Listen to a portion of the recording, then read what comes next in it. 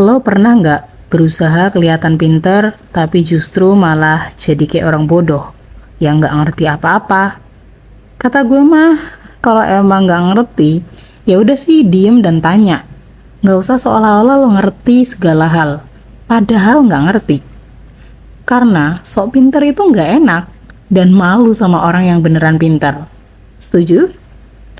Nah, di sini gue bakal kasih tahu apa aja sih sikap-sikap atau kebiasaan yang sering orang lakuin yang justru bikin kelihatan bodoh.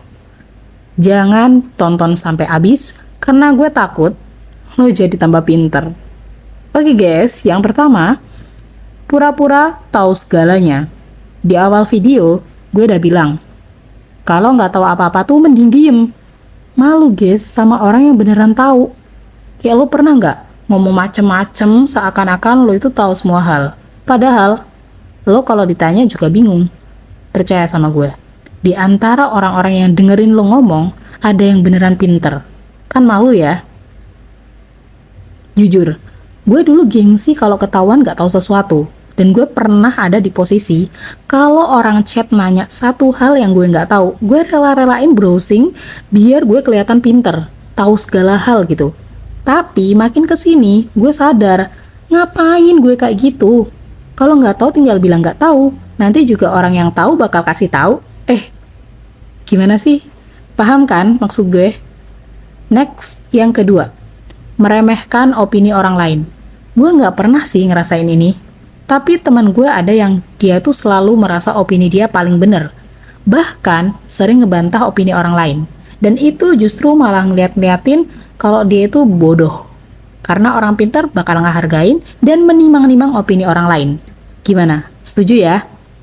Yang ketiga, nggak mau denger kritik. Oke, yang namanya kritik pasti nyakitin. Tapi justru kritik itu yang membangun kita jadi lebih baik kan? Yang keempat, mengukur diri lewat validasi sosial. Lo terlalu sering ngelakuin hal-hal yang sebenarnya nggak lo suka. Bahkan lo rela-relain ubah gaya hidup lo demi validasi orang lain. Orang lain yang gak lo kenal. Buat apa? Lo gak akan bahagia. Karena lo maksain gaya hidup yang lo sendiri sebenarnya gak mampu. Haus validasi itu bikin lo kelihatan capek dan bodoh.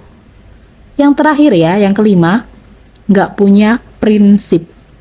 Prinsip itu penting banget.